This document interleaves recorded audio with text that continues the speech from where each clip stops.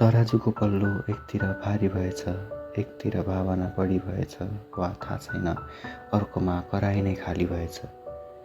त्यो कराईले कहिले भन्न पनि सकेन, म धेरै गहिरिसकेको छु, थोरै वजन तिमी पनि बढाऊ। अर्को कराईलाई माथि भएर अरू तल भएको सायद आवाज नै भएन।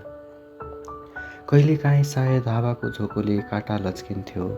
एउटा कराई अब त हामी बराबर हुन्छौँ सोच्थ्यो, अर्को कराईले के भयो मलाई भनी झस्किन्थ्यो। काँटा त जहिले एकतिर मात्र ढल्किन्थ्यो। समय बितेपछि काँटामा नि खिया लाग्न थाल्छ, उसले पनि सत्य वचन लुकाउन थाल्छ। कराईको वजन बराबर भए पनि वास्तविकता अतीतमै बस्छ। तलको कराईले कहिले उचाइ देख्न पाउँदैन, माथिको कराईले कहिले गहिराई देख्न पाउँदैन। एक कराईले अर्को कराईलाई माथि गएको मात्र देख्छ, अर्कोले म जस्तो अर्को छ भनेर भ्यौ पनि पाउँदैन। त्यसपछि त साउले तराजु बिग्रियो भनेर फालिदिन्छ, अनि तराजुको कथा त्यत्तिकै सेलाउँदै जान्छ। झुकेको कराईले आफ्नो वजन मेटाउँदै जान्छ, कसैलाई सुनाउन पनि पाउँदैन। कराईले बोकेको त्यो वजनको व्यथा, कति आँसु बोकेको छ त्यो कराईले, अर्को कराईलाई के थाहा।